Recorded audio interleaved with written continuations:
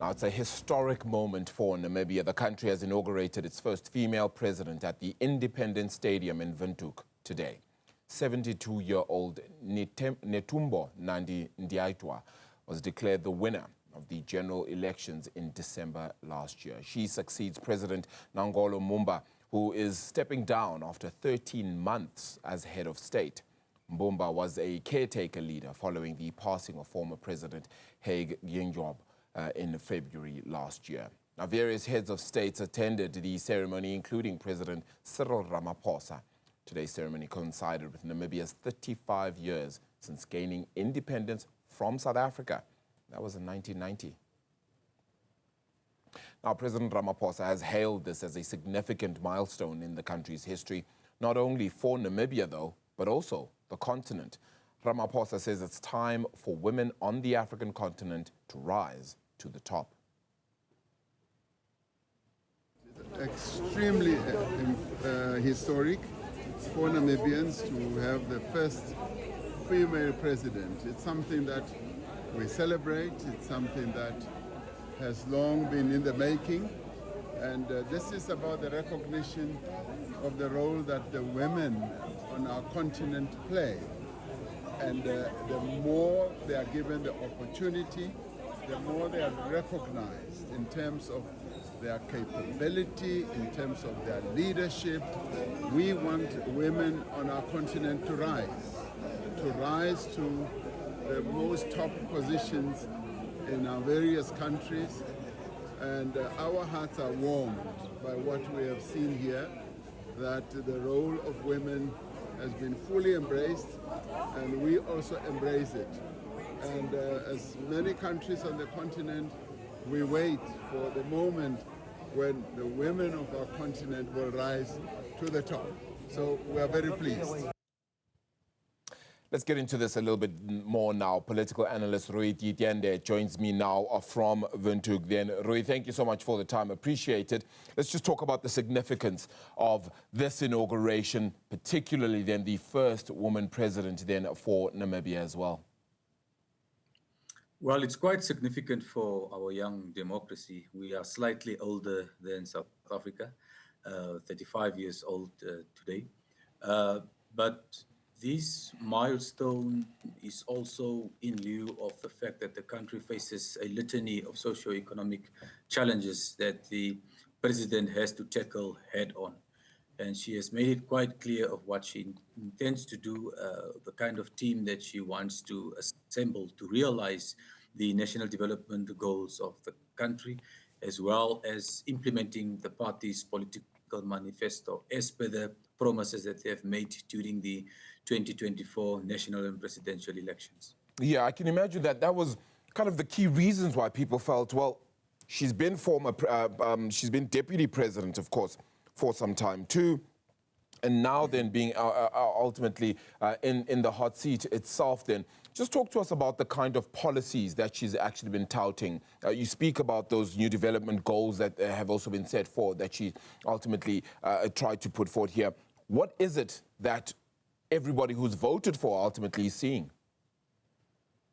Well, look, before actually going into the intricacies of what she has set to achieve, we need to take cognizance of the fact that the governing party, which she hails from, has mastered the art of language, has mastered the art of rhetoric when it comes to development. That aside, Namibia faces a serious problem when it comes to inequality. We are competing with South Africa to be in the top. South Africa continues to beat us in that aspect. Unemployment has just been, the official unemployment statistics have just been released by the Namibia Statistics Agency. The strict definition, they call it, is 36% unemployment. The broad definition sits at 54%. Now, in terms of poverty, we have 1.6 million people living in poverty out of 3.1 million. So that tells you the serious nature of the socio-economic challenges that confronts her. But she has made bold promises, for example, wanting to construct 10,000 houses per year, the intention of developing 102,000 hectares of land for food security, and a host of other promises, especially pertaining to healthcare. But the key thing is this: does Namibia have the fiscal space to implement the promises that she has made to the Namibian public? Her party is a party in decline. It has a serious image problem. It faces an existential threat if the 2019 and 2024 elections are anything to go by. So the stakes are quite high for us. She's under immense pressure to deliver because people are already looking at 2029. The forks are out, the knives are out, and only time will tell as to whether she will be able to deliver on the panoply of promises that she has made to the Namibian electorate. Is this then ultimately saying that this is the final chance then for her political party, SWAPO, that is, to actually make a way forward, to kind of show that they're aiming to reduce poverty, reduce that unemployment rate as well, and ultimately sees a better life for all those in the country? Sorry, I lost you for a while there. Could you please repeat the question? Sure, apologies then for that. I was just asking, is this ultimately her party, SWAPO's party's final chance to make things right and be shown to the public that they actually are going to be working for the public? Is this the final chance? Otherwise, you think they'll be out in 2029? Absolutely, absolutely. Her party is currently in the political intensive care unit, if I have to put it that way. In 2019, her party, in 2014, let me just take you a bit back. In 2014, then President Geingob, who is now deceased, garnered 87% of the presidential vote. To 2019, he got 56%. The current president got 57%. So in terms of electoral performance, the Namibian people have realized that the governing party has been unable to deliver on the material conditions of the electorate. It has been promises after promises without the socioeconomic conditions improving. So this will be a last opportunity for the governing party to really deliver on the promises that they've made. And if they're unable to do so, the political space is ripe and it is so vulnerable for political and populist to come and enter that kind of space and dominate it for that matter. We've seen various opposition formations trying to attempt and to wrestle power from the governing party, but they've been unsuccessful. But nonetheless, they have been able to make a dent on the electoral fortunes of the governing party. So this is a sort of judgment call on her presidency. And by 2029, people really be able to see as to whether she's been able to deliver on those promises. But Rui, has President Nandi-Ndaitwah now actually been speaking differently to her predecessors? And I mean the messaging. Has it sounded different? Has it galvanized people perhaps a little bit differently to feel that she will actually change things a little bit? You know, she's also had experience in exile, for example. She's got slightly conservative views. Are all of those things perhaps coming together to forge a different path, if that looks like it? If not, that obviously means that what you're saying will certainly come to fruition. Well, look, she has been portrayed as the integrity candidate of the governing party, an individual that has not been tainted by corruption like her colleagues in the party. We currently have 2 senior ministers that are still languishing in jail because of their involvement in one of Namibia's biggest corruption scandals. So it is on that basis that people in the party felt that she is the ideal candidate.